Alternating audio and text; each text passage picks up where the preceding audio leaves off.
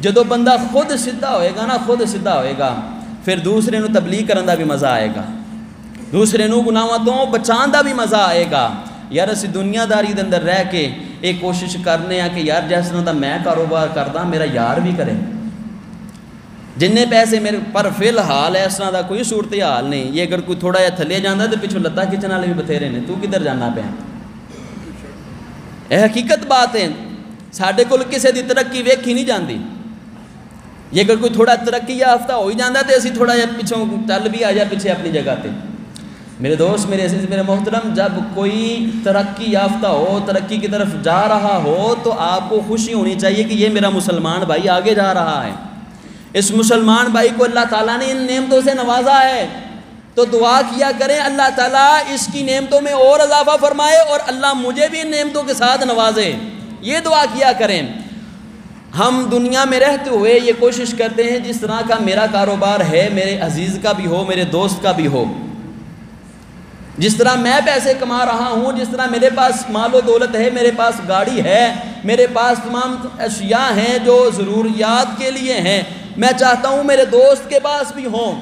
جب ہم دنیا کے معاملے میں ایک دوسرے کے خیر خواہ بن جاتے ہیں تو پھر دین کے معاملے میں ہمیں ایک دوسرے کا خیر خواہ ہونا چاہیے، یہ نہیں کہ ہم اپنا ہی سوچیں بلکہ دوسروں کو بھی نیکی کی طرف لے کر آئیں۔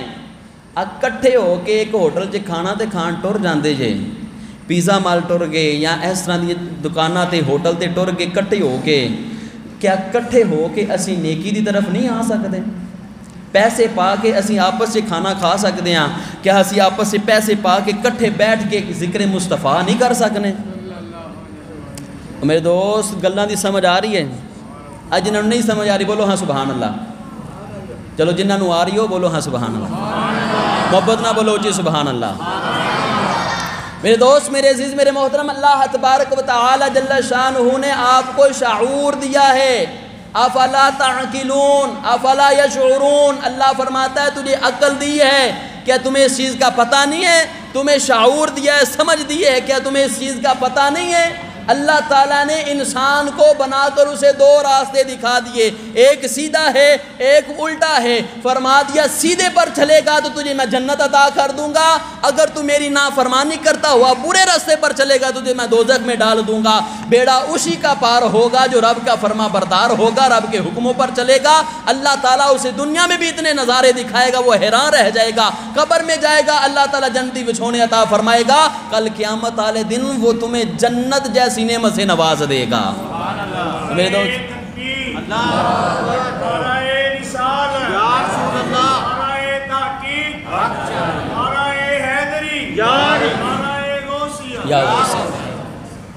میرے دوست، میرے عزیز، میرے محترم، ان باتوں کو سمجھیں، ایک کان کے ساتھ سن کر دوسرے کان کے ساتھ نکالنے والی باتیں نہیں ہیں، بلکہ دل کی تختی پر لکھ کے لے جائیں اور اپنے اعمال کا محاسبہ کریں، کیا ہم نے ساری زندگی ایسے گزار دی ہے؟ کیا ہم نے کچھ عمل بھی کیا ہے؟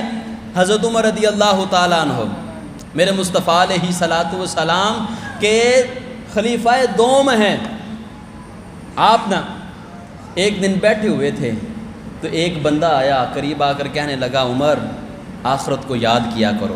توجہ میری طرف ہے آپ کی، ذرا ادھر میری طرف دیکھیں، ذرا دوسرے انداز کے ساتھ نہ بیٹھا کریں بلکہ محبت کے ساتھ بیٹھا کریں۔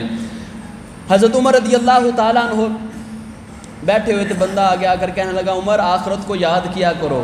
آپ نے اسے قریب بلا لیا اور میرے کول اتنے بہ جا، کول بیٹھے نا تو آپ فرمان لگے تو ہن تیری ڈیوٹی ہے روزانہ آگے تو مینوں یہی گل یاد کرانی ہے۔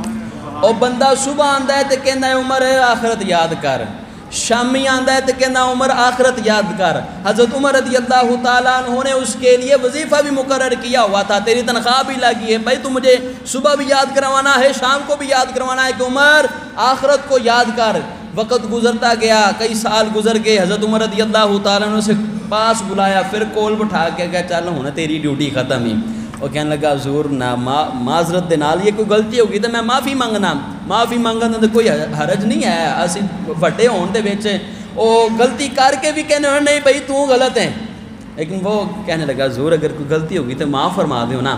آپ فرمان لگے نہیں کوئی غلطی بھی نہیں ہوئی. کہنے لگا حضور میرے تے گھر دا خرچہ ہی تہاڈی وجہ تو چلدا سی, اور صبح شامی میں آ کے یہ کہہ جانا سی, باقی میں گھر بچیاں نو ٹائم دینا سی, رب دی عبادت خوب کرنا سا.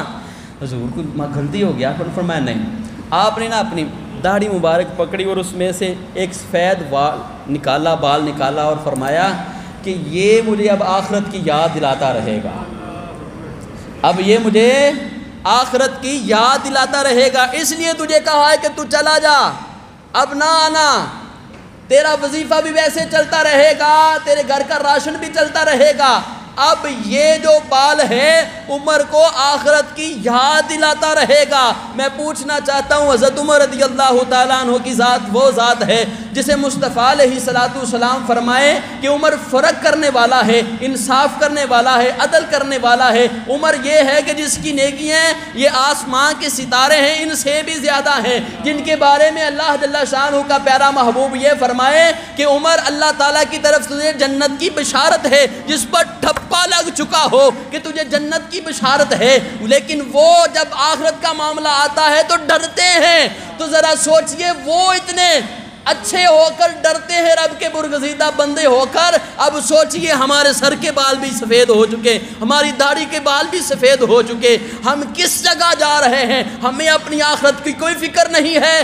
میرے دوست, میرے عزیز, میرے محترم, تو اپنی آخرت کی فکر کرنا شروع کر دے. مصطفیٰ علیہ السلام نے ارشاد فرمایا جو اپنی آخرت کے بارے میں فکر مند ہو جاتا ہے میرا رب اس کی طرف دیکھ کر اپنی شان کے لائق مسکرا کر فرماتا ہے, اور فرشتوں دیکھو یہ وہ میرے بندے ہیں جن کو قبر کی بھی فکر ہے, جن کو حشر کی بھی فکر ہے. فرشتے عرض کرتے ہیں مولا اس کے لیے انعام کیا ہے؟ اللہ جل شانہ ارشاد فرماتا ہے یہ میرے غضب سے ڈر کر, مجھ سے ڈر کر قبر سے بھی ڈر رہا ہے, حشر سے بھی ڈر رہا ہے. یا اللہ اس کے لیے انعام کیا ہے؟ فرمایا فرشتوں تم اس بات پر گواہ ہو جاؤ اس کے ڈر کی وجہ سے میں نے اسے جنت عطا کر دی ہے. میرے دوست, میرے عزیز, میرے محترم, ہم کہاں جا رہے ہیں؟ ہمیں بھی اپنی آخرت کی فکر کرنی چاہیے. میں جب یہ بات سوچتا ہوں نا کہ انہوں نے اتنے اچھے اچھے بت عالی شان اپنی طرف سے, ان کی طرف سے کہہ رہا ہوں, اپنی طرف سے, ہمارے ہاں تو بتوں کی کوئی اہمیت ہی نہیں ہے. انہوں نے اتنے اچھے اچھے بت بنائے ہوئے, میں جب پڑھتا ہوں یا سوچتا ہوں تو مجھے بڑی حیرانگی ہوتی ہے. یہ چرچ دیکھ لیں یا ہندوؤں کے عبادت خانے دیکھ لیں, یہ عیسائیوں کے دیکھ لیں, جو جتنے بھی غیر مسلم ان کے عبادت خانے دیکھ لیں, تو وہ بڑی انہوں نے اپنی طرف سے نا سجاوٹ کی ہوتی ہے. میں سوچتا ہوں کہ جب ایک غیر مسلم ہے وہ حق پر بھی نہیں ہے, حق پر نہیں ہے وہ, لیکن وہ اپنے عبادت خانے کو بڑا ہی خوبصورت رکھتے ہیں, کوشش کرتے ہیں کہ جتنا پیسہ ہو اس کے اندر لگ جائے.